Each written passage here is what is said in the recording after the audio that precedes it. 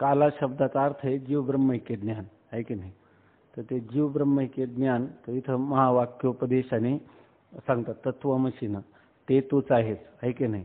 परंतु हे जे आहे तर ह्याच्यामध्ये करमणूक नाही, ह्याच्यामध्ये वस्तुनिष्ठता सांगतात.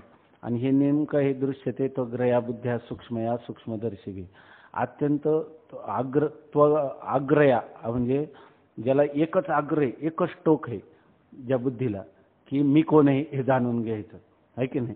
आणि त्याच्यात पुन्हा बुद्धी सूक्ष्म पाहिजे, पुन्हा ती सूक्ष्म वस्तूचं अवलोकन करण्याची क्षमता त्या बुद्धीमध्ये पाहिजे आणि ती पवित्र पाहिजे. पुन्हा तिला शास्त्राचं साह्य पाहिजे, गुरूंचं साह्य पाहिजे, अंतर्मुख पाहिजे. एवढ्या सगळ्या गोष्टी आल्या तरच हा काला होऊ शकतो.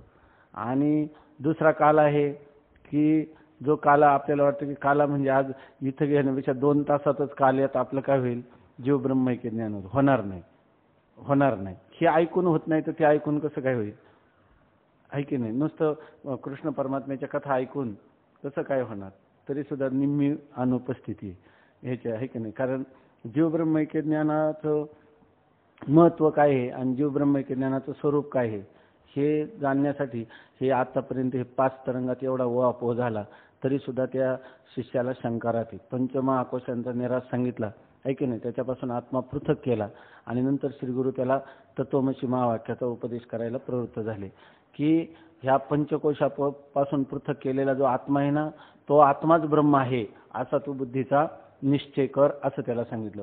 असं सांगितल्यानंतरही त्याला पुन्हा शंका येतात, पुन्हा त्या शंकाचं निराकरण करावं लागतं.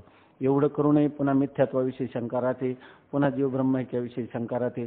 त्या 6व्या तरंगात पुन्हा त्याचं चिंतन करावं लागतं.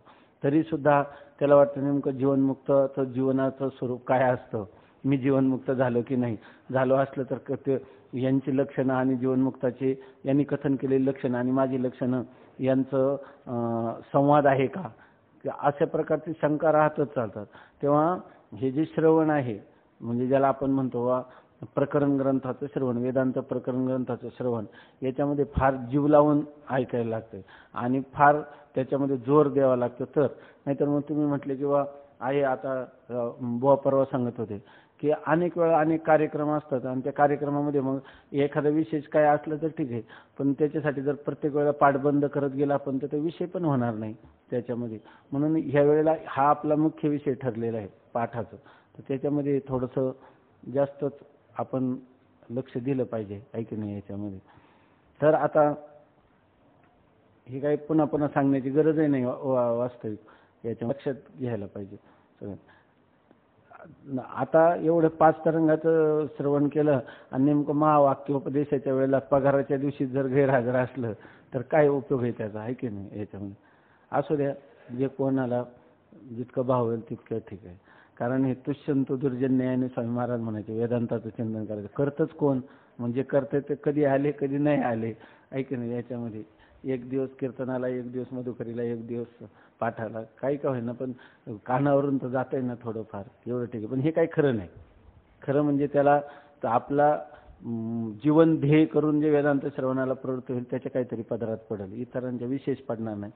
होईल फार झालं तर कीर्तनामध्ये एखादी प्रक्रिया सांगण्यासाठी याच्यासाठी एवढा उपयोग होईल त्याचा आनंद नाही घेता येणार. आता महावाक्योपदेश प्रकार. श्री गुरु म्हणतात की पंचकोशाहून आत्मा पृथक समजून तो आत्मा ब्रह्मरूप आहे असा निश्चय कर.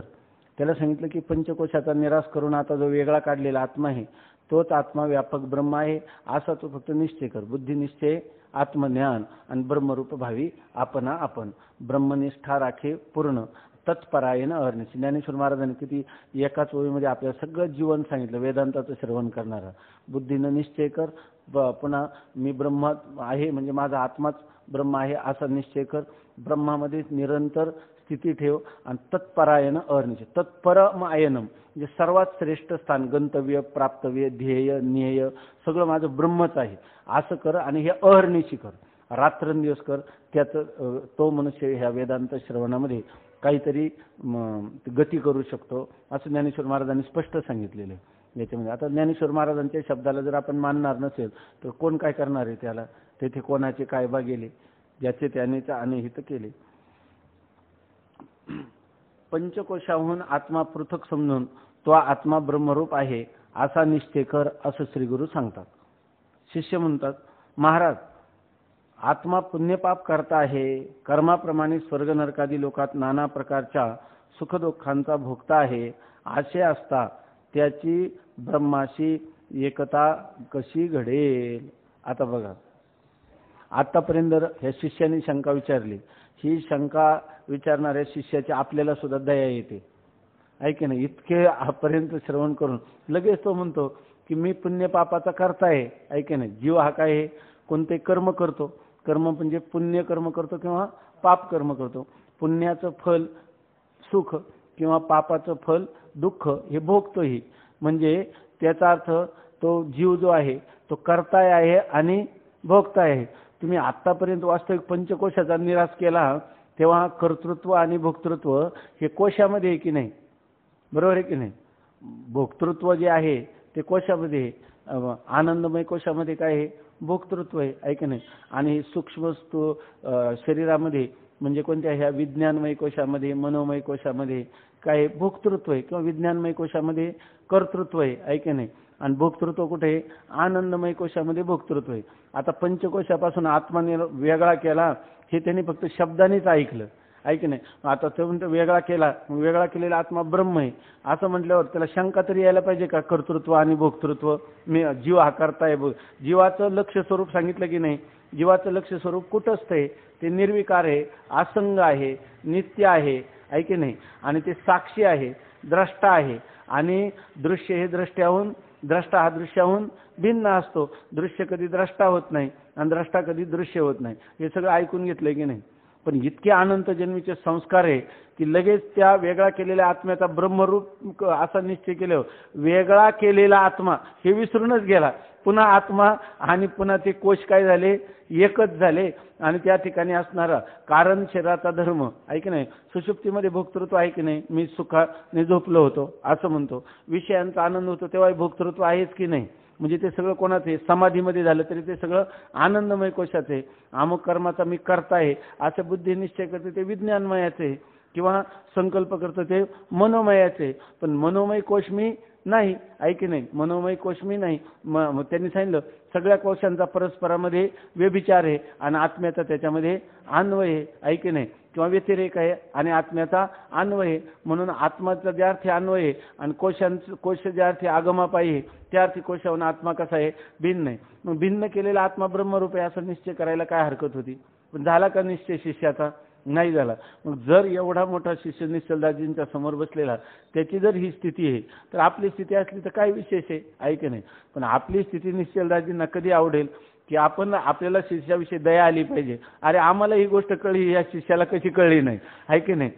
पंचकोशापासून वेगळा केलेला आत्मा तो ब्रह्मरूप आहे. आणि ब्रह्म कसं आहे? असंग आहे, निर्विकार आहे, नित्य आहे, शुद्ध आहे, बुद्ध आहे, मुक्त स्वभावाने. ते सगळं माझंच आहे ना आत्मस्वरूपाचं. आता तर काय आहे? त्यांनी पंचदशीमध्ये काल चिंतन केलं की जरी तिला तत्वमसी महावाक्याचा उपदेश केला नसला तैतरिकामध्ये, परंतु आत्मा एकदा पंचकोशापासून वेगळा केलेला आत्मा तो ब्रह्मरूप होण्याला योग्य कसा आहे इतकं सांगून दिलं की यांनी जर फक्त त्या ब्रह्माचं वर्णन वाचलं यथोवा इमानी भूतानी जायन्ते तरी सुद्धा त्याचा वाच्यार्थ तद्विजिज्ञासो तद्ब्रह्मेती आणि त्या ब्रह्माचं स्वरूप सांगितलंय. पुन्हा ते काय आहे? असंग हे, निर्विकार आहे. हे सगळीचे लक्षणं कोणाच्या ठिकाणी बसतात? माझ्याच ठिकाणी. ह्या जागृत प्रपंचासाठी त्यांनी सांगितलेले की ईश्वरापासून होतात. परंतु हा जागृत प्रपंच सुद्धा काय माझं स्वप्नच आहे. आणि त्या स्वप्नामध्ये यथा स्वप्न प्रपंचोपी मयी माया विजृंभिता तथा जागृत प्रपंचोपी मयी माया विजृंभिता. स्वप्न प्रपंच माझ्या मायेपासून आहे, जागृत प्रपंच सुद्धा काय आहे? माझ्या मायेपासून. म्हणजे मीच कोण आहे? ज्याला जागृत प्रपंच कोणाच्या मायेपासून आहे? ईश्वराच्या.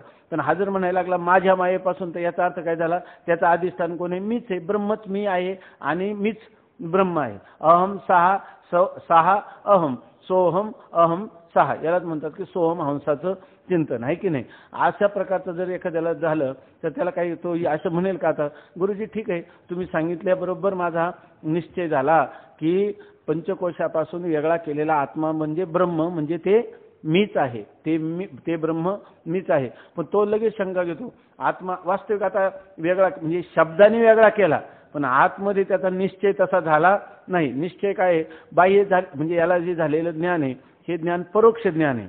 आणि भ्रांती कशी आहे, मी करता भोगता आहे, हा एक आहे अपरोक्ष भ्रांती आहे की नाही. मग अपरोक्ष भ्रमाचा नाश करण्यासाठी ज्ञान परोक्ष ज्ञान चालेल का? मग कोणतं ज्ञान पाहिजे? अपरोक्षच ज्ञान. अपरोक्ष ज्ञानाने अपरोक्ष भ्रांतीचा निराश होईल आहे की नाही. याचा अर्थ ज्ञान कोणतं झालं पाहिजे? अपरोक्ष ज्ञान. ते या शिष्याला झालेलं आहे का? नाही.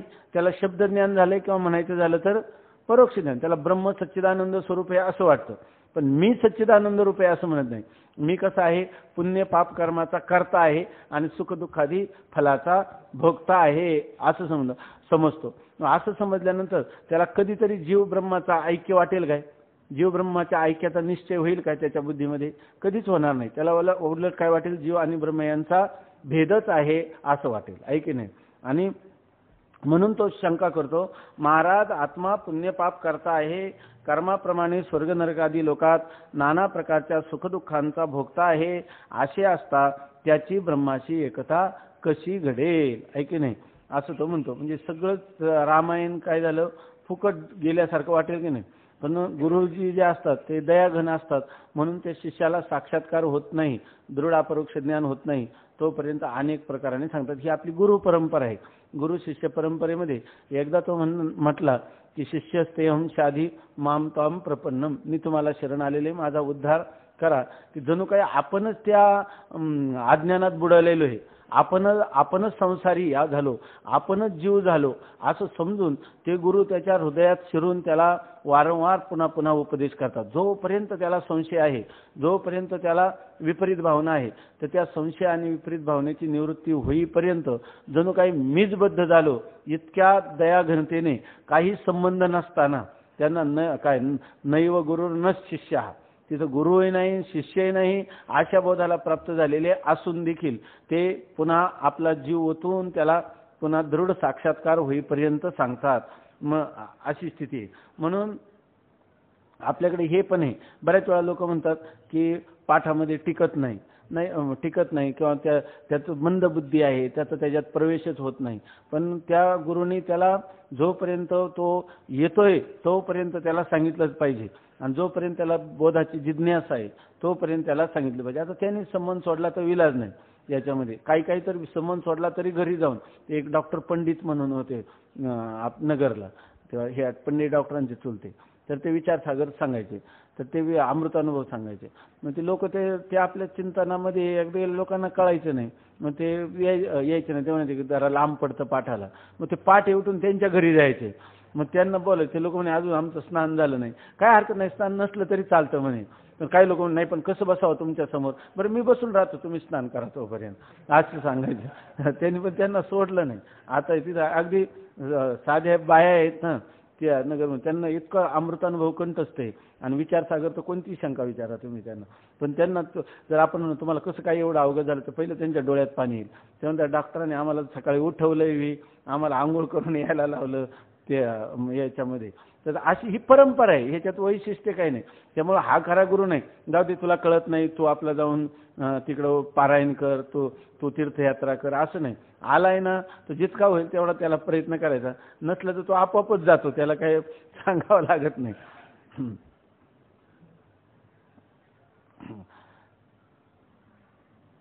आता श्री गुरु म्हणतात, बाबा रे, ब्रह्मरूप आत्म्याशिवाय जे दृष्ट स्त्री धन पुत्रादी व शास्त्रद्वारा श्रुत जे स्वर्ग नरक पुण्य पापादी ही सर्व मिथ्या भ्रमरूप आहेत असे समज. पहिल्यांदा त्याला सांगतात की आत्मा अतिरिक्त असणारं, ब्रह्मरूप आत्म्या व्यतिरिक्त असणारं स्त्री धन पुत्र किंवा देह हे सगळे स्वप्नात दिसतात की नाही. मग स्वप्नात त्याला प्रतीती आली तरी ते खरे असतात का? बरं, त्या पदार्थांना आपण जागे झाल्यानंतर ते पदार्थ मी आहे किंवा त्या स्वप्नातला देह मी आहे किंवा त्या देह संबंधाने असणारे माझे आहेत, अशा प्रकारचा आपण काहीतरी प्रयत्न करतो का? त्याचा अशा समज धारण करतो का जागृतीत आल्याबरोबर ते सर्व पदार्थ खोटे ठरतात, सर्व पदार्थ मिथ्या ठरतात. स्वप्नात जसं होतं ना तसंच तो जागृतीमध्ये हे सर्व पदार्थ मिथ्या आहेत असं ठरतं. आता पुढे 6व्या तरंगात हाच विषय येणार आहे. जागृतीतले मधले पदार्थ मिथ्या वाटत नाही, स्वप्नातले पदार्थ मिथ्या वाटतात. तर जागृतीत पदार्थ मिथ्या कोणत्या कारणाने हे करण्यासाठी स्वप्नातले पदार्थ मिथ्या ज्या कारणाने ठरले त्याच कारण सगळी तेच निकष त्याच कसोटी सगळ्या जागृतीतल्या पदार्थांना लावा आणि ते जर स्वप्नातलं आणि जागृतीतलं सारखं ठरलं तर मग यांना मिथ्या म्हणायला काय हरकत आहे का? काहीच हरकत नाही.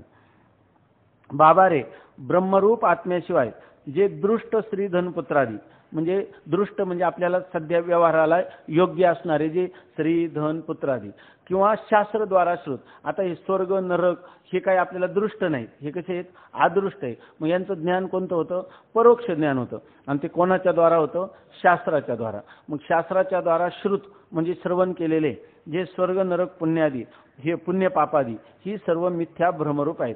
स्वर्ग नरक जसे आहेत तसंच पुण्य पाप सुद्धा. स्वप्नामध्ये घडलेलं जे पुण्य आहे त्याचा आपण अभिनिवेश धारण करतो का? पापाचा अभिनिवेश धारण करतो का? स्वप्नात दान केलं म्हणून काय आज मला आनंद झाला जाग झाल्यावर, किंवा स्वप्नामध्ये आपण काही पापकर्म केलं तर त्याचा तरी आपण तादात्म्य धारण करतो का जागृतीत आल्यावर? काही नाही, कारण ही सर्व मिथ्या आहेत. तसं गुरुजी स्वतः स्वानुभूती संपन्न आहे, ते त्या शिष्याला सांगतात ब्रह्मरूप आत्म्याशिवाय, ब्रह्मरूप आत्म्याच्या अतिरिक्त असणारे जे दृष्ट पदार्थ श्रीधनपुत्रादी किंवा अदृष्ट असे श्रुत पदार्थ जे आहेत, शास्त्रांनी कथन केलेले प्रतिपादन केलेले असे जे पदार्थ आहेत ते म्हणजे कोणते? स्वर्ग नरक पुण्य पाप, ही सर्वच्या सर्व मिथ्या आहेत. मिथ्या आहेत याचा अर्थ ती असत आहेत का? नाही. मग ती सत आहेत का? त्रिकाला बाधित आहेत का? नाही. ती कशी आहेत? अनिर्वचनीय प्रतिती मात्र सत्ता आहे. ती तत्वतः असतच आहेत पण भासमान आहेत. स्वप्नामधले पदार्थ असतच असतात का? पण भासतात की नाही? मग यद असत भासमानम तन मिथ्या आहे की नाही? कसं स्वप्न गजादिवत, स्वप्नातले हत्ती वगैरे होते की नाही? ते असतच होते का? खरा हत्ती होता तिथं पण भासला की नाही? हेच तर मिथ्या पदार्थाचं वैभव आहे. तत्वतः असतं असत आणि भासल्याशिवाय राहत नाही. पण असत पदार्थ जरी भासला तरी तो अधिष्ठानाची काही लाभहानी करतो का? काही नाही. तशा पण अधिष्ठानाचा काही संबंध करतो का? खऱ्या अर्थाने संबंधही करीत नाही. बरं, अधिष्ठानाची काही स्पर्श झाल्यामुळे अधिष्ठानाला काही गुणदोष निर्माण करतो का? काहीच करत नाही. मग असं असताना जर मनुष्याला ही स्थिती जर यथार्थ कळली तर तो ह्या दृष्ट किंवा श्रुत आहे की नाही, दृष्ट किंवा श्रुत किंवा अदृष्ट पदार्थाविषयी काय विचार करीत? कोणताच विचार करणार नाही. दिसले म्हणून बिघडलं का सत्य मानलं म्हणून बिघडलं? ते पदार्थ मिथ्या आहेत असं कळलं तर त्याचा कोणताही परिणाम होणार नाही. आणि तो परिणाम आत्म्यावर होणार नाही का त्याच्या अंतःकरणावर होणार नाही? आत्म्यावर ज्याला कळत नाही त्याच्याही नसतो. खरा हा परिणाम आपल्याला ब्रह्मज्ञान झालंय, ह्याचा परिणाम कुठं झाला पाहिजे? अंतःकरणावरच झाला पाहिजे. ही लक्षणं कोणाची? आत्म्याची लक्षणं दिसतील का अंतःकरणात दिसतील? काय का स्वामी महाराज म्हणायचे की मी काही केलं तर बिघडत नाही कारण माझा आत्मा असंग आहे की नाही?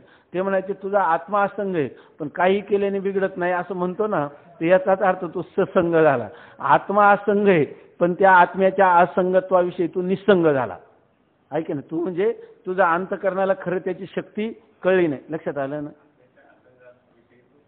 निसंग झाला म्हणजे आत्म्या म्हणजे तू सत्संग झाला, म्हणजे आत्म्याच्या असंगत्वाविषयी तू काय झाला?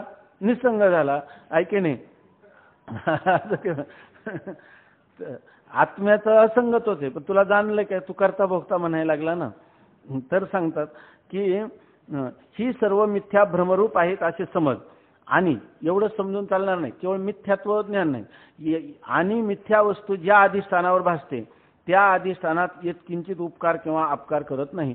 आता मिथ्या वस्तू कितीही जरी भासले आपल्याला, स्वप्नामध्ये कितीही जरी पाऊस पडला आहे की नाही, मृगजळाचा कितीही पूर आला तरी स्वप्नातल्या पावसाने जागृतीतल्या कोणते पदार्थ ओले होत नाही आणि मृगजळाने ह्या व्यावहारिक भूमिकाही कधीही ओली होत नाही आहे की नाही. मिथ्या पदार्थ किती असला तर हे एक गोष्ट लक्षात घ्यायची, मिथ्या पदार्थाचं जसं मिथ्यात्वाने ज्ञान पाहिजे तसं त्या मिथ्या पदार्थाच्या अधिष्ठानाचं देखील ज्ञान पाहिजे. आणि ते अधिष्ठान कसं आहे? असंग आहे, निर्विकार आहे, नित्य आहे, शुद्ध आहे की नाही, ज्ञान स्वरूप आहे, आनंद स्वरूप आहे, त्रिकाला बाधित आहे, अद्वैत स्वरूप आहे. या सगळ्या गोष्टीविषयीचं आपलं चिंतन असलं पाहिजे, निश्चय असला पाहिजे. नुसतं मिथ्यात्व ज्ञान करून चालणार नाही, अधिष्ठानाचं ज्ञान झालं पाहिजे. का अधिष्ठानाचं ज्ञान झाल्याशिवाय मिथ्यात्वाचं ज्ञान होत नाही? अधिष्ठानाचं ज्ञान झाल्याशिवाय आणि मिथ्या पदार्थ कळल्याशिवाय अधिष्ठानाचं ज्ञान होत नाही. मग अधिष्ठानाचं ज्ञान अगोदर होतं का पदार्थाचं मिथ्यात्व राजाभाऊ अगोदर कळतं का? दोन्ही गोष्टी युगपत होतात. बैलाला शिंग डावं जसं अगोदर येतं आणि उजवं नंतर येतं तसं या ठिकाणी आहे का? नाही. बैलासारखं आहे का इथं? नाही. का बैलाचं तसं नाही? बैला बैलालाही दोन्ही शिंग एकाच वेळेला येतात, आहे की नाही. त्याच्यामध्ये बैलाला युगपतच दोन्ही शिंग वाढायला लागतात. असं काही नाही का उजवा अगोदर आणि डावं नंतर. तसं इथं अधिष्ठानाचं ज्ञान आणि अनात्म पदार्थांचा जगताविषयीचा मिथ्यात्व निश्चय, जगन मिथ्यात्व आणि आत्म्याचं ब्रह्मरूपाने ज्ञान हे एकाच वेळेला करतात. अगोदर सूर्यप्रकाशातून मग अंधार जातो का अंधकार जातो मग सूर्यप्रकाश येतो, का सूर्यप्रकाशाचं येणं तेच अंधाराचं जाणं, का अंधाराचं जाणं तेच सूर्यप्रकाशाचं येणं, काहीही म्हणा, दोन्ही काय होतं, युगपत घडतं, एकाच वेळी घडतं, आहे की नाही. म्हणून आपण बऱ्याच वेळा चिंतन करत असतो, आपल्याला वाटतं वेदांताचं चिंतन चाललंय आणि सारखं पंचमिथ्यात्व, पदार्थ मिथ्या कसा याच होतो, अधिष्ठान राहिलं ना कुठं असं. तेव्हा विचार करताना अधिष्ठानाचा ज्ञानाचा विचार केला पाहिजे. बरं, अधिष्ठानाचाही करतो पण आत्मभिन्न रूपाने विचार करतो. अधिष्ठान ब्रह्म आहे, ते असंग आहे, निर्विकार आहे. अरे अधिष्ठानाचा विचार करतो ज्या ब्रह्माचा, ते ब्रह्माची लक्षणं सगळी तुझ्या ठिकाणी, त्याला मी म्हणणं. म्हणून स्वामी महाराज म्हणायचे परोक्ष ज्ञानच अवघड आहे, अपरोक्ष ज्ञान काही विशेष गोष्ट नाही. जर खरं हे अगोदर परोक्ष ज्ञान चांगलं झालं पाहिजे, अपरोक्ष ज्ञान व्हायला वेळ लागत नाही.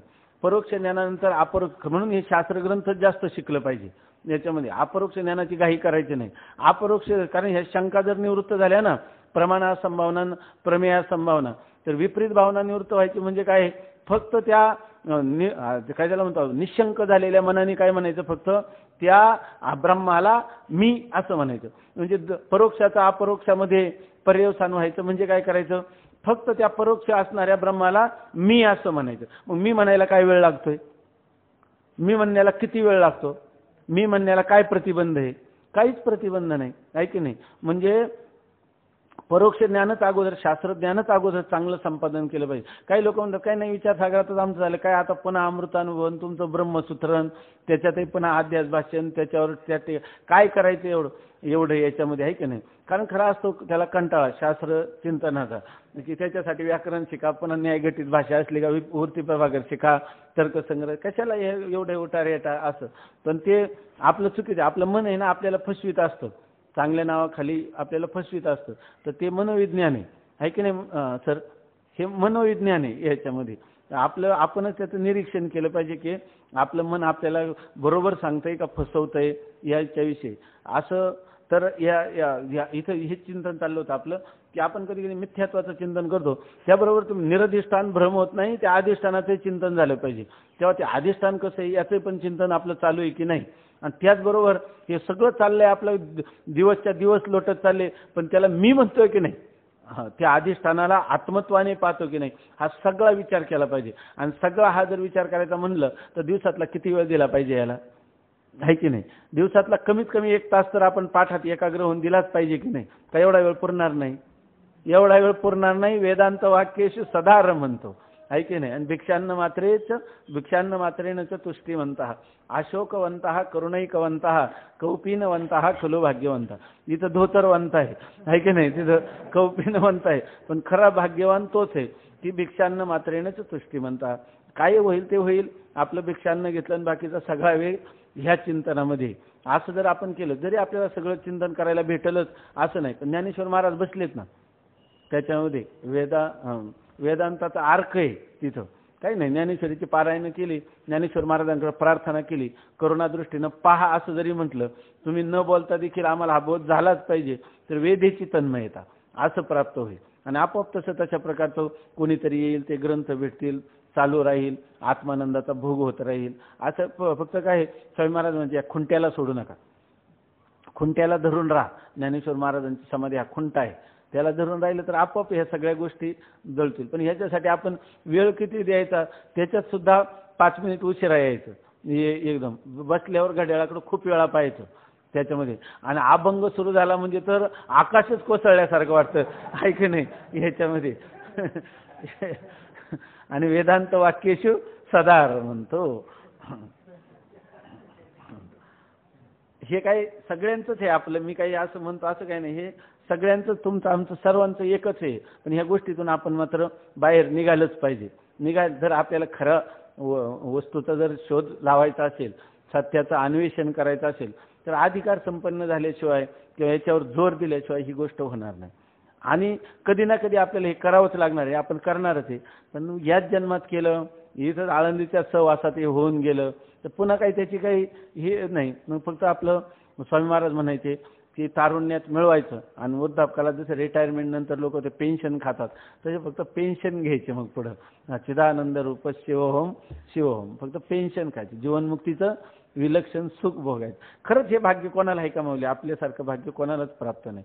फक्त आपण त्याचा उपयोग केला पाहिजे, क्षणना क्षणाचा त्याचा उपयोग केला तर खूप आनंद आहे. तुकाराम महाराजांना काय फक्त एवढंच म्हणे, एवढ्यासाठी तुकाराम महाराजांचं होतं का ते इंद्रादिक देव सुद्धा माझ्या भाग्याकडे पाहून लाळ घोटतील? त्यांच्याकडे लाळ घोटीतच होते, ते अवतारी पुरुष होते. हे अभंग 400 वर्ष ठेवलेत कोणासाठी? तुम्ही आम्ही म्हणलं पाहिजे असं काय इंद्रादिक देवाचे जाऊ द्या, इंद्रादिक काय पद काय भोगन काय हा इंद्रादिक भोग इंद्रपदाधिक भोग भोग नव्हे तो भवरोग वाटतं होय आपल्याला असं. आणि असं जर असलं तर इतक्या खालच्या विषयांच्याकडं आपण इच्छा केली असती का कुठं साध्या साध्या गोष्टीकडं याच्याकडं? श्री गुरु म्हणतात, बाबा रे, ब्रह्मरूप आत्म्याशिवाय जे दृष्ट स्त्री धन पुत्रादी व शास्त्रदारा श्रुत जे स्वर्ग नरक पुण्य पापादी ही सर्व मिथ्या भ्रमरूप आहेत असे समज. आणि मिथ्या वस्तू ज्या अधिष्ठानावर भासते त्या अधिष्ठानात यत्किंचित उपकार किंवा अपकार करीत नाही. मिथ्या वस्तू अधिष्ठानाला उपकारही करीत नाही आणि अपकारही करीत नाही. जसे हा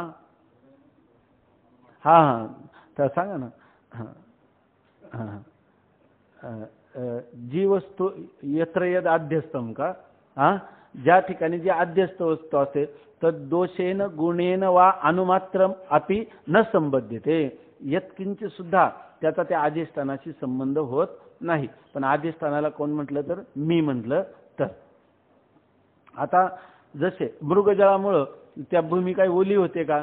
काही त्याच्यावर परिणाम होत नाही. दुसरं उदाहरण देतात, जसे स्वप्नात भिक्षा मागितल्याने राजा दरिद्री होत नाही, मृगजलाने जमीन ओली होत नाही, किंवा सर्पभासाने रज्जू विषयुक्तही होत नाही. स्वप्नामध्ये भिक्षा मागितली म्हणून काय राजा दरिद्री झाला काय? तसं तुम्हाला स्वप्न पडलं मी करताय भोगता वाटलं तरी काय आत्मस्वरूप आत्मा त्या ठिकाणी करता भोगता होतोय काय?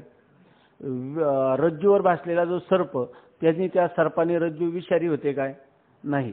किंवा दुसरं उदाहरण दिलं, मृगजळाने जमीन ओली होते काय? नाही. तसं या ठिकाणी आपलं तुमच्या देहाच्या जन्ममरण, जीवाचं सूक्ष्म शरीराचं सुखदुःख, कारण शरीराचं अज्ञान, या पंचकोशांच्या असणारे विषय याचा परिणाम आत्मस्वरूपाच्या ठिकाणी होतो का? काहीही होत नाही. अधिष्ठान आत्म्याला ह्या अध्यस्त पदार्थांचा काहीही संबंध लागत नाही. म्हणून तू कितीही शुभाशुभ कर्मे केली तरी आत्मदृष्टीने तू आकर्ता आहेस. याचा अर्थ तू किती जरी आता शुभाशुभ कर्म घडली तर शुभाशुभ कर्माचा करता आत्मा आहे का? कर्म जी घडली ते देहादिकांच्या ठिकाणी घडली आणि आत्मा कसा आहे? असंग, अकर्ता आणि अभोक्ता अशा प्रकाराने आहे.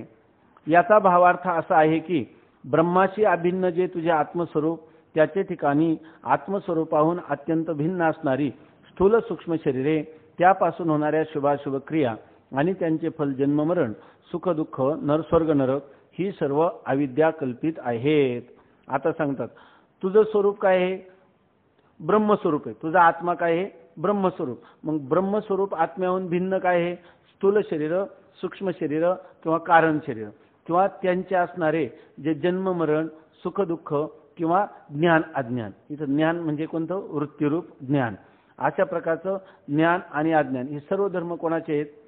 त्या देहांचे धर्म आहे. आणि त्या देहाचा आणि त्या देहाच्या धर्माचा तुझ्या आत्म्याशी काहीही संबंध नाही.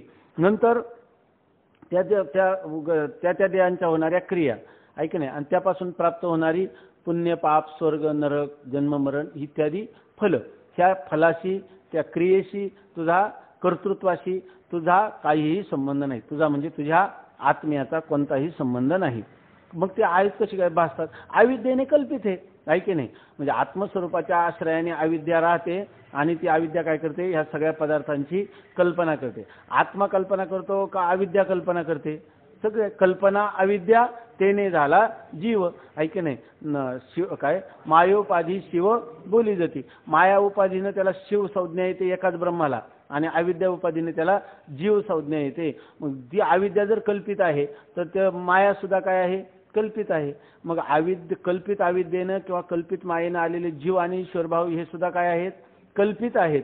मूळ त्याचं असणारं जे अधिष्ठान, ते अधिष्ठान एकच आहे. अविद्या उपाधी केली की त्याला नाव कुटस्थ चैतन्य आलं, आणि माया उपाधी केली की त्याला नाव ब्रह्म आलं. वास्तविक या दोन्ही उपाधींचा निराश झालं तर कुटस्थ ब्रह्म आहे का ब्रह्म कुटस्थ आहे, का दोन्ही एकच आहे? दोन्ही एकच आहेत का त्याला ब्रह्मच म्हणावं, का त्याला ब्रह्मही म्हणू नये, त्याला काहीच म्हणू नये, ब्रह्मही म्हणू नये आणि कुटस्थही म्हणू नये, म्हणायची सोय राहतच नाही, आहे की नाही. कुटस्थ म्हणजे कुट म्हणजे माया, आहे की नाही, किंवा अविद्या, तिच्यामध्ये स्थित असणारा अधिष्ठान रूपाने. पण मायाच नाही तर त्याला अधिष्ठान कुठं नाव आलं? कुठंच नाही तर कुटस्थ कशाचा? तोच सगळा आहे, आहे की नाही. सर्व तोच आहे. सर्वम खल्विदम काय ब्रह्म, आहे का. सर्वम यदायम आत्मा, सर्वम सुद्धा म्हणायला कुठे आता कल्पित ठरलं काही नाही. अशा प्रकारची आपली वृत्ती आवाजच्या स्थितीपर्यंत कुठेतरी गेली पाहिजे दिवसातून. कालच आपण चिंतन केलं, एक झळक दिवसातून तरी लागली तर काय होईल, आपलं वर्णन वशिष्ठ ऋषी करतील, कुलम पवित्रम जननी कृतार्थ. ब्रह्माशी अभिन्न जे तुझे आत्मस्वरूप, त्याचे ठिकाणी आत्मस्वरूपाहून अत्यंत भिन्न असणारी स्थूल सूक्ष्म शरीरे, त्यापासून होणाऱ्या शुभाशुभ क्रिया, त्याचे फल जन्ममरण स्वर्ग नरक सुखदुःख, ही सर्व अविद्या कल्पित आहे. त्या कल्पित सामुग्रीने तुझा ब्रह्मभाव मागे केव्हाही बिघडला नाही, आता बिघडत नाही आणि पुढेही बिघडणार नाही. बघा, जेव्हा रज्जूवर सर्प खोटा आहे, मिथ्या आहे असं ज्ञान होतं, त्यावेळेला त्या सर्पाचा आतापर्यंत रज्जूशी संबंध होता असं आपल्याला वाटतं का? आपल्याला ज्ञान होण्याच्या पूर्वी त्या सर्पाचा आणि रज्जूचा संबंध होता असं आपल्या बुद्धीत निश्चय होतो का? जेव्हा मला रज्जूवर सर्प भासला, बरोबर ना, त्यावेळेलाही रज्जूच्या ठिकाणी सर्प नव्हता. आता मला रज्जूचं ज्ञान झालेलं आहे, आता रज्जूच्या ठिकाणी सर्प आहे का? नाही. आता यापुढे रज्जूच्या ठिकाणी सर्प राहील का? नाही. म्हणजे जेव्हा अधिष्ठानाचं ज्ञान होतं तेव्हा त्या अधिष्ठानाच्या ठिकाणी त्या अध्यस्त पदार्थाच्या त्रैकालिक अत्यंताभावाचा निश्चय होतो, झोप घेतली नाही तर, आहे की नाही. तर ते सांगतात की ज्या वेळेला म्हणजे ही जे कल्पित सामग्री होती, कल्पित सामग्री म्हणजे कोणती?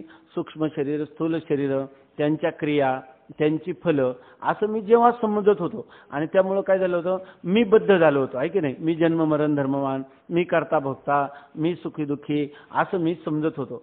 तर जर अधिष्ठानाचं ज्ञान झालं तर ज्यावेळेला मी करता समजत होतो तेव्हाही मी कसा होतो? अकर्ता. मी जेव्हा भोगता समजत होतो तेव्हाही मी अभोक्ता होतो, असंच ज्ञान होतं की नाही.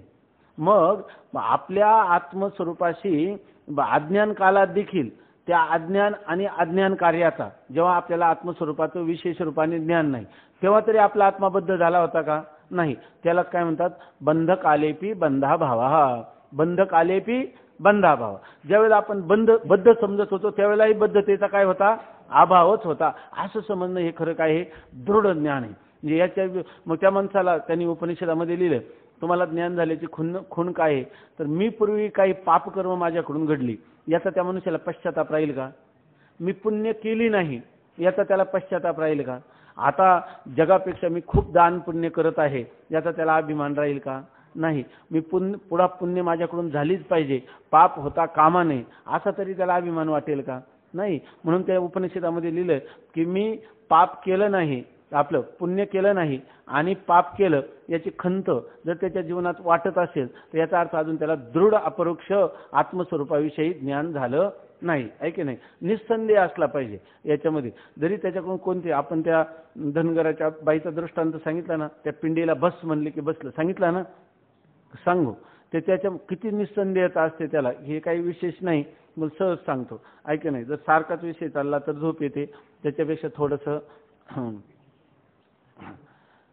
एका मंदिरामध्ये शंकराच्या पिंडीची एका राजाने स्थापना केली, मंदिर बांधून, आणि त्या ठिकाणी सर्व लोक गर्दी जमा झाली होती. ब्राह्मण लोकांनी मंत्रोच्चारणात ते काय होम हवन झालं. आता कोणाच्या हस्ते ह्या पिंडीची स्थापना करायची? तर त्या ब्राह्मण देवतांनी सांगितलं की एक पतिव्रता स्त्री पुढे येईल आणि ती ह्या मूर्तीची स्थापना करेल. तिथं राजपत्न्या, गावातल्या सर्व साध्वी स्त्रिया सर्व जमलेल्या होत्या. परंतु जेव्हा सांगितलं, त्यांनी सांगितलं एकच आहे मात्र, ही पिंड जर कोणाच्या ठिकाणी पातिव्रत्याची कमतरता असली, वैगुण्य असलं, तर पिंड त्याच्या हातून बसणार नाही. असं सांगितल्यामुळं या म्हणे, या म्हटल्यावर कोणीच पुढे गेलं नाही.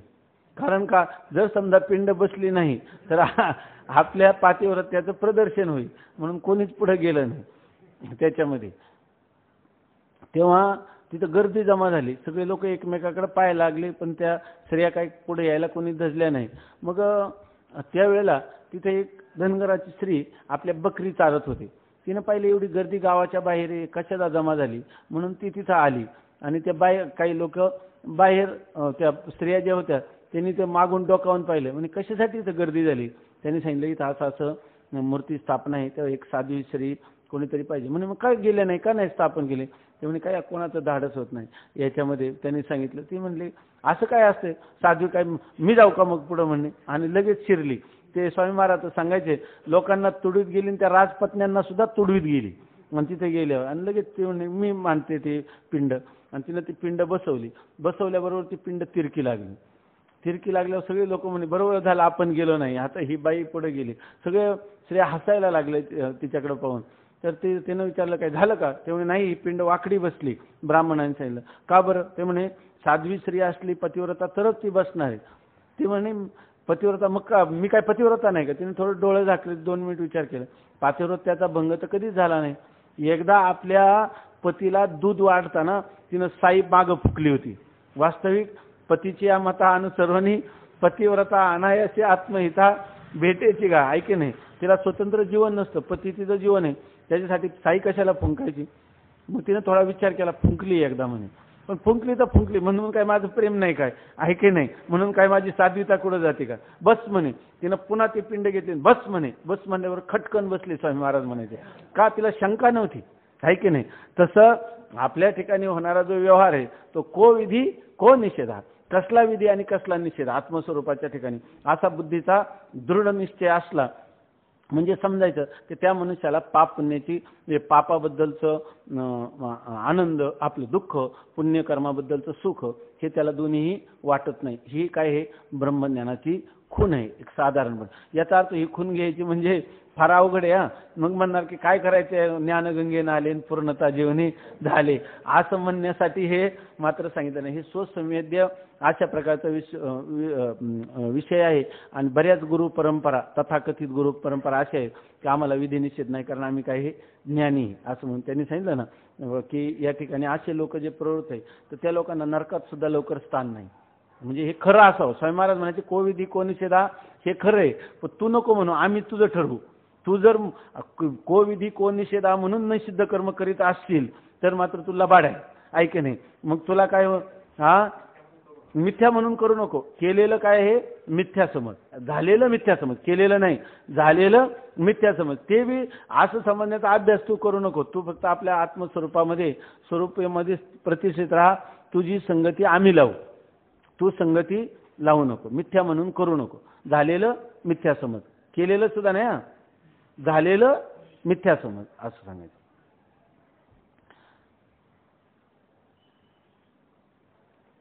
त्या कल्पित सामुग्रीने तुझा ब्रह्मभाव मागे केव्हाही बिघडला नाही, आता बिघडत नाही आणि पुढे केव्हाही बिघडणार नाही.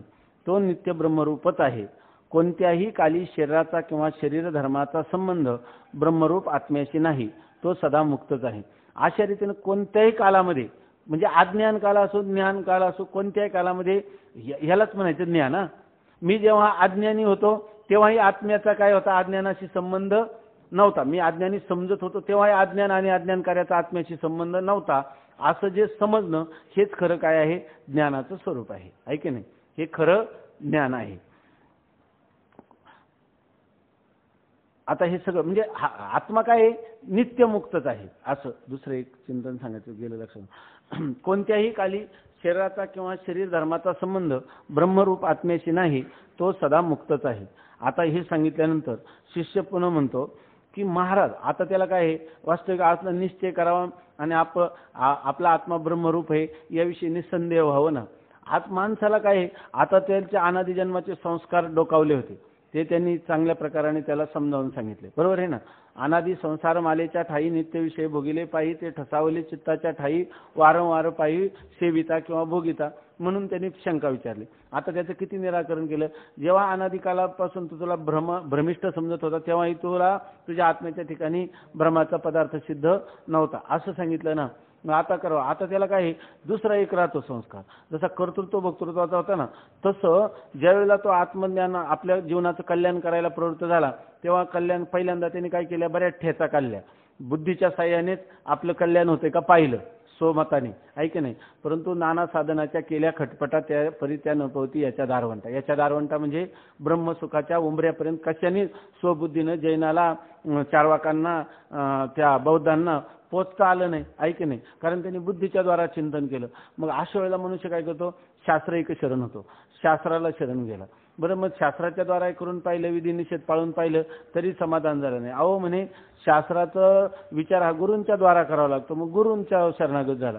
गुरुही म्हणे दुसरे गुरु चालत नाही, मंत्रतंत्र उपदेशी ते घरोघरी गुरु आहेत, आहे ते, आहे की नाही.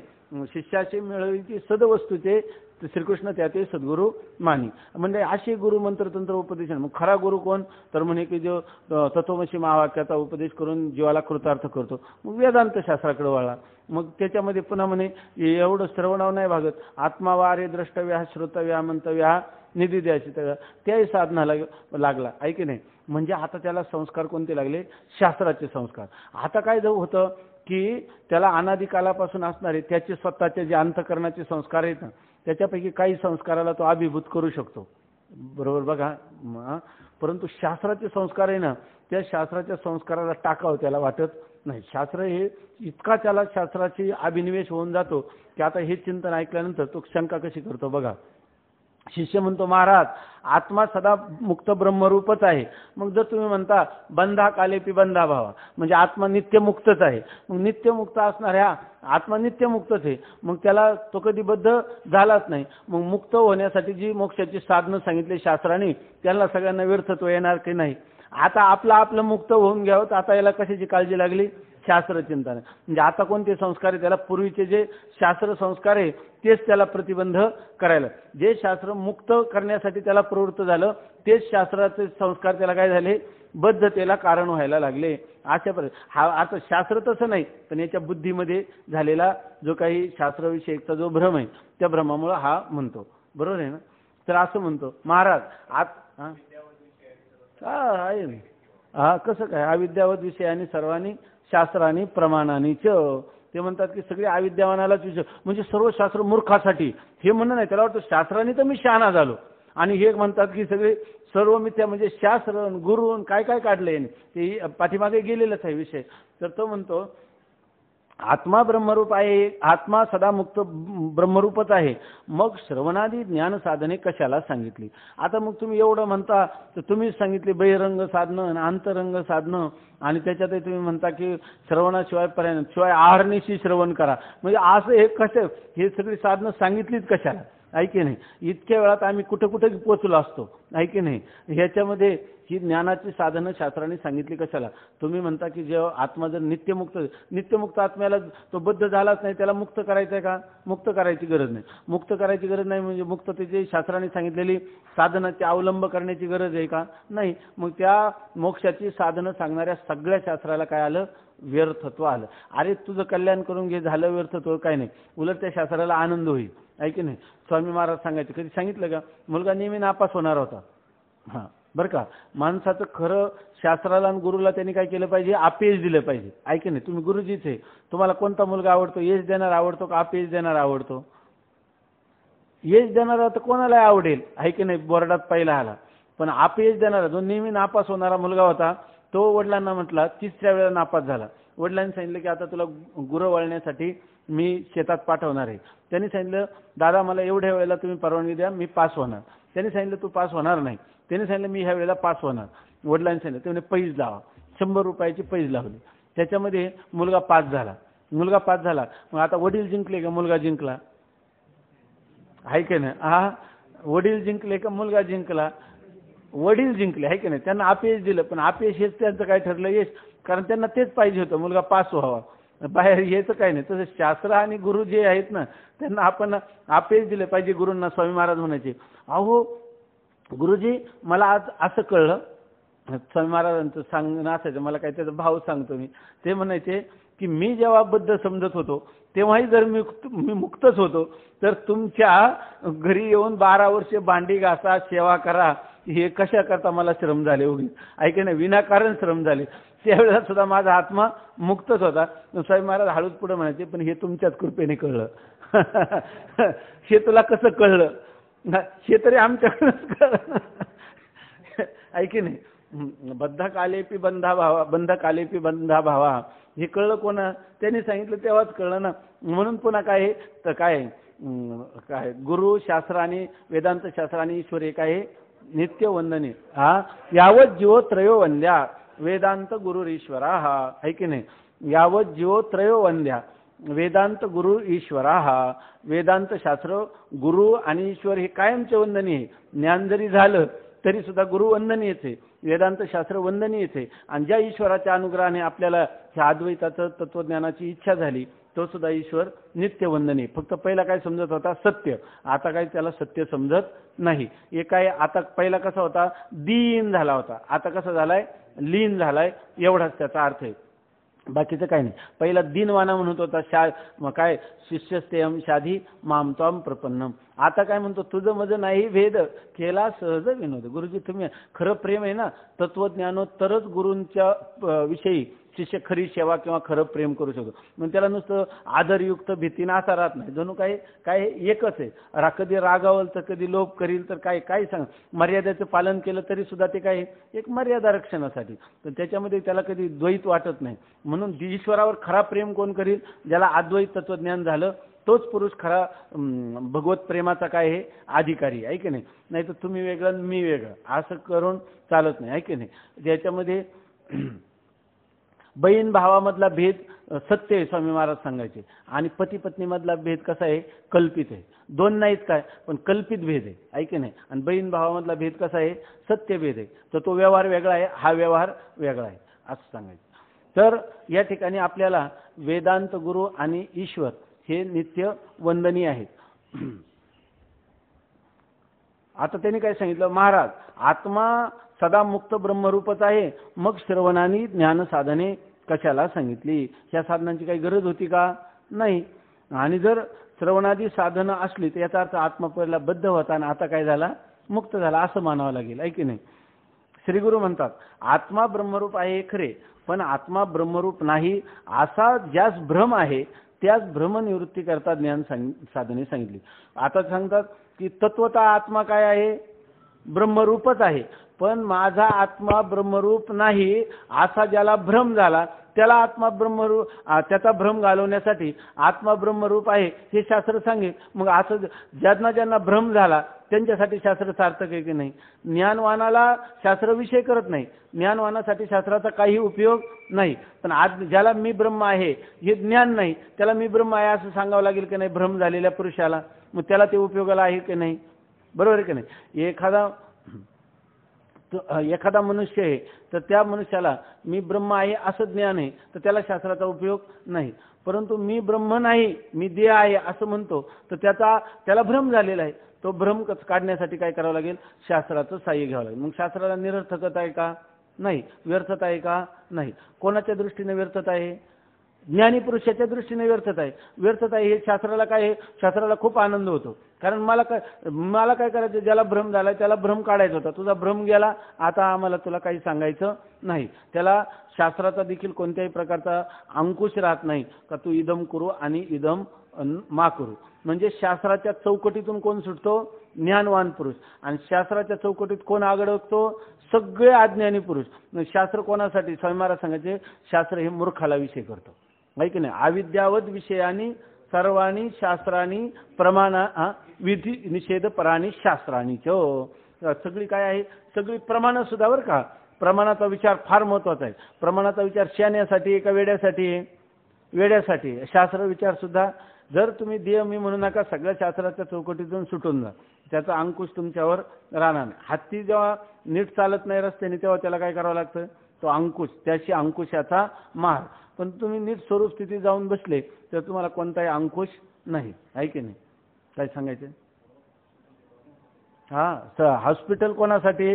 हॉस्पिटलचा काय उपयोग आहे? निरोगी मनुष्य म्हणला, तुझ्यासाठी नाही.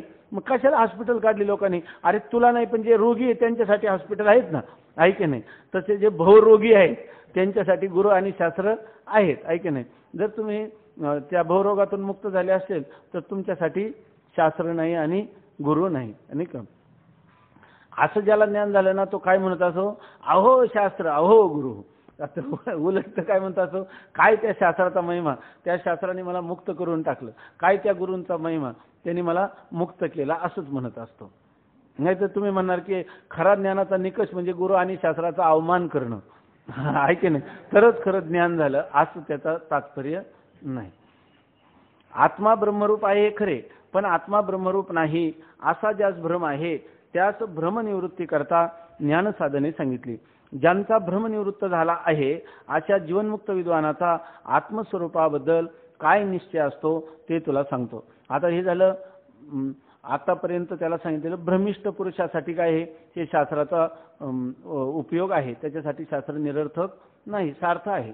आणि जो आता सांगतात जीवनमुक्त पुरुषाचा आतमध्ये आपल्या बुद्धीमध्ये कशा प्रकारचा निश्चय असतो तो सांगतात. आपल्याला आपली जीवनमुक्ती पाहिजे असली तर हा सगळा पॅरेग्राफ आहे ना, हा सगळा पॅरेग्राफ पाठ करायचा आणि याच्यातला एक एक शब्द कसा आहे, आपल्याला असंच आहे, इदम इत्थम, हे असंच आहे असं वाटायला लागलं, समजायचं का आपली जीवनमुक्ती खुलत चालली.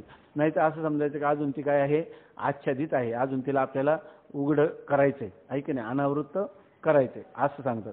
फक्त हे काय आहे, हा सगळा विषय अंतर्मुख होऊन स्वतः चिंतन करण्याचा विषय, स्वसंवेद्य असा विषय. आपल्याला काय सगळंच्या सगळं इतकी सवय झाली नाही याची की आपलं तो पखवाद अगोदरच किती मोठ्याने वाजत असतो, पण पखवादाच्या नुसार शाईच्या बाजूने सुद्धा माईक नको, दोन्ही बाजूनी पाहिजे, आहे की नाही? ते कीर्तनकाराचं मूळ त्या भजन करणाऱ्याचं नाही ऐकू आलं तरी चालेल, कारण का ते आपल्याला त्यांनी खरं विशेष वाटत असतं, आहे की नाही? मग असं विशेषाची एवढी जर आपलं विशेषाची तादात्म्य झाला असेल त्याला ह्या पॅरेग्राफचा काहीच उपयोग नाही, आहे की नाही? त्याला ह्याचं विषय, कारण जेवढं विशेष आहे तेवढं कल्पित आहे, ते सगळं मिथ्या आहे आणि सामान्य आहे ते आपलं वस्तू स्वरूप आहे की नाही? अशा प्रकाराने विशेषाचं ज्याला काही कौतुक वाटत नाही, कौतुक काय सामान्याचं वाटलं पाहिजे, आहे की नाही? कौतुक सामान्याचं वाटलं पाहिजे. बनण्याचे हानी होती आहे, सांगितलं ना, बनण्याचे हानी होती, माहिती आहे ना? काय बरं असं काय त्याच्या सगळं कितीतरी वेळा सांगितलं असेल, बरं नसलं सांगितलं तर सांगतो, पण त्याचं म्हणजे बऱ्याच वेळा सांगितल्यावर मग कीर्तनात सांगायला तरी उपयोगाला होईल, आहे की नाही? तर एकदा एक गुरु आणि शिष्य अत्यंत कडक उन्हाळ्याच्या दिवसात तीर्थयात्रा करीत होते. ते एका राजधानीच्या बाहेरच्या भागात आले की जिथं राजाचे उपवन होतं, बाग होतं, आणि त्या ठिकाणी राजाचा दरवाजा त्या बागेचा उघडा पाहिला. गर्द अशा प्रकारची झाडी होती, आतमध्ये पाण्याचे फवारे वगैरे होते, त्याला काय म्हणतात ते कारंजे, आणि त्या ठिकाणी एक चोपाळा टांगलेला होता. तेव्हा यांना वाटलं की इतक्या कडक उन्हात आपण चाललेले आहे तर थोडंसं इथं विश्रांती करू, म्हणून ते गेले. आणि ते कोणीच तिथं अधिकारी किंवा कामगार हजर नव्हता. त्या राजाच्या चौपाळ्यावर जाऊन दोघंही बसले, गुरु आणि शिष्य. ते बसले तितक्यात तो राजाचा नोकर आला, त्यांनी पाहिलं. आल्याबरोबर त्यांनी तत्काल त्या शिष्याला विचारलं, अरे तुम्ही कोण इथं? कोण म्हणजे त्यांनी सांगितलं, मी श्रोत्रिय ब्रह्मनिष्ठ अनंत श्री काय विद्वद्वर काय विभूषित अमक्या अमक्या महाराजांचा शिष्य, तुला असं सांगितलं. असं म्हणल्यावर त्यांनी त्याच्या मानगुटीला धरलं. अरे एवढ्या पदव्या सांगतो, परमहंस परिव्राजकाचार्य आमक्यांचा शिष्य म्हणतो, आणि तुला एवढं कसं कळला नाही व्यवहार? राजाच्या चौपाळ्यावर जाऊन बसला म्हणे, काय कळतं? चल चालता हो इथून. मानगुटीला धरून त्याला बाहेर घातलं. गुरु तसेच बसून राहिले. त्याला बाहेर घालून आले होते. म्हणलं, गुरुजी आपण कोण? म्हणे हम ओ गरीब सन्यासी रास्ता से जा रहे थे तो थोड़ा यहाँ विश्राम करने के लिए आए और बैठ गए, हमें कुछ मालूम नहीं. तो ठीक है, आप फिर ऐसा मत कीजिए, आप अभी यहाँ से चले जाइए, तुम्ही आता इथून निघून जा. अशा प्रकारे ठीक आहे म्हणल्याने गेले. नंतर तो शिष्य तिकडून दुरून पाहत होता यांची स्थिती. त्याला वाटलं आता गुरुजींचं अशी स्थिती होईल, पण गुरुजींची तशी स्थिती झाली नाही. मग त्यांनी विचारलं गुरुजींना की गुरुजी असं कसं, मला गळ्याला धरून बाहेर काढलं आणि तुम्हाला असा हात जोडून असं तो बोलत होता, याचं कारण काय आहे? तर गुरुजीने त्याला थोडे शांत झाले आणि उत्तर काय दिलं, बनण्याची हानी होती, बनण्याची हानी होते. कारण त्याला म्हणतो बनण्याची हानी होती. यांनी काय सांगितलं, परमहंस परिव्राजकाचार्य अनंत श्री विभूषित आमक्या आमक्याचा शिष्य असं म्हणल्यावर ते काय झालं, विशेष झालं की नाही. मग विशेष जेवढं असतं तेवढं दुःख असतं, विशेषात दुःख असतं आणि सामान्यात काय असतं, सुख असतं. विशेष तेवढं कल्पित असतं आणि सामान्य तेवढं आनंद घन असतं, आहे की नाही. म्हणून त्यांनी सांगितलं का तू विशेष झाला, आहे की नाही, अमक्या अमक्याचा शिष्य आणि मी गरीब संन्यासी सामान्य.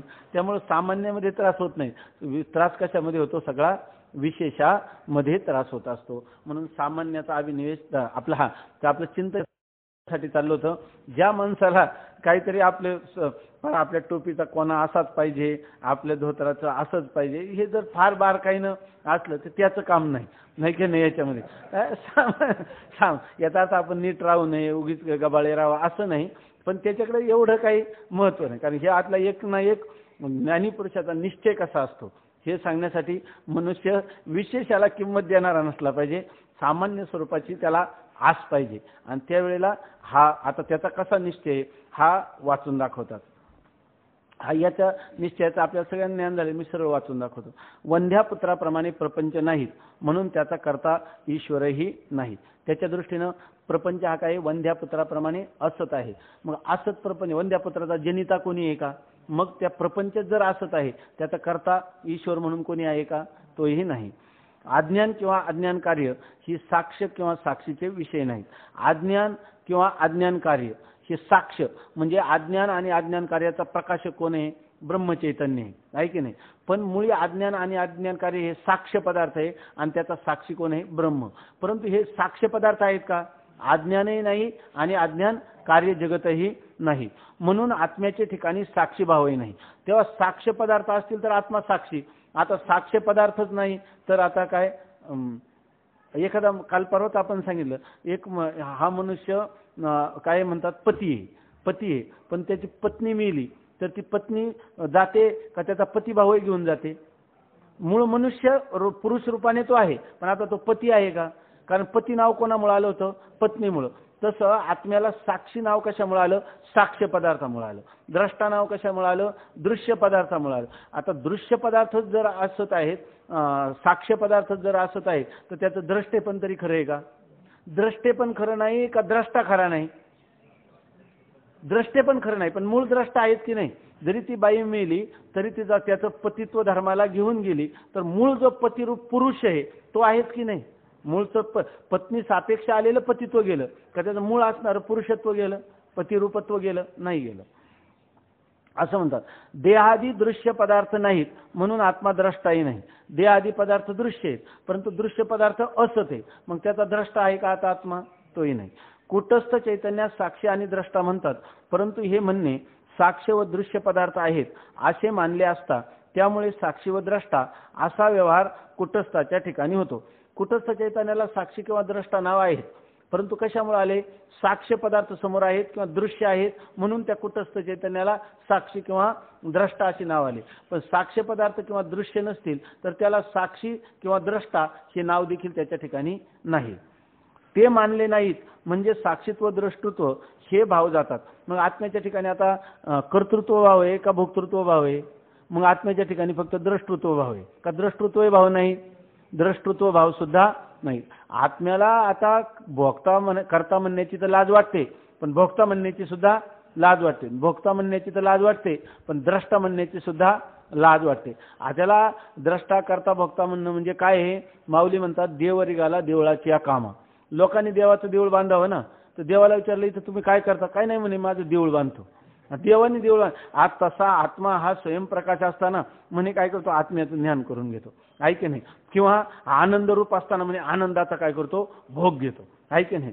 ज्ञान रूप असताना म्हणे मी ज्ञान करून घेतो, आहे की नाही. अमर असताना काय म्हणतो? मी आता अमृतत्व भावाला मोक्षाला प्राप्त होतो, आहे की नाही. असं म्हणणं म्हणजे काय? देवरी गाला देवळाच्या काम. काय ती ओळी ते त्याने वरकलची झाला अंकसाळा, आहे की नाही. सोनार काय करत असतो? दागिने घडत असतो, आहे की नाही. सोनारच काय झाला? दागिना झाला. दागिना घडवणाराच काय वर कलुची झाला अंकशाळा आणि देवरी झाला देवळाच्या कामा, अशी स्थिती होणं चांगलं आहे का? मग आपली एवढी घसरण व्हावं का? अरे माणसाने द्रष्टा होऊ नये तर भोगता व्हावं काय? आणि द्रष्टा भोगता होऊ नये तर करता व्हावं काय? ऐक नाही, होऊच नाही. ऐक नाही, मग काय व्हावं त्यांनी? काहीच होऊ नये. ऐक नाही, काहीच होऊ नये हे व्हावं. ऐक नाही.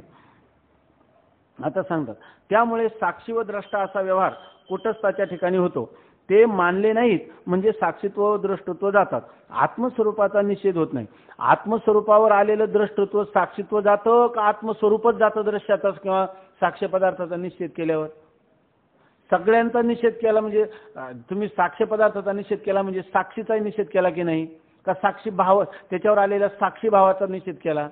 का ज्याच्यावर साक्षी भाव आला त्या आत्म्याचा निषेध केला? सगळ्यांचा निषेध केल्यावर जे शिल्लक राहतं आहे की नाही, तदेव तत्, तेच ते आहे. आहे की नाही? मग ते कोण आहे? तत् म्हणजे त्याला दुसरं नाव काय? आत्मा, प्रत्येक चैतन्य, कुटस्थ. आहे की नाही? प्रत्येक आत्मा असं त्याला काही नाव सुद्धा याच्या सापेक्ष दिलेलं उगीच कल्पना केलेलं शास्त्राने नाव आहे का? त्याचं खरंच नाव आहे ते? कारण त्या नावाचाही त्याचा संबंध नाही. आहे त्याला काय नाव नामरूप संबंध जाती क्रिया भेदू हा आकाराशीचे प्रवादू वस्तूशी नाही.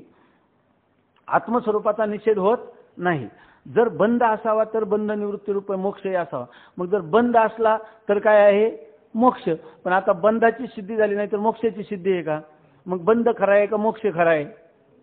बंधही खरा नाही आणि मोक्षही खरा नाही. बंध मुळीच नाही म्हणून मोक्षही नाही.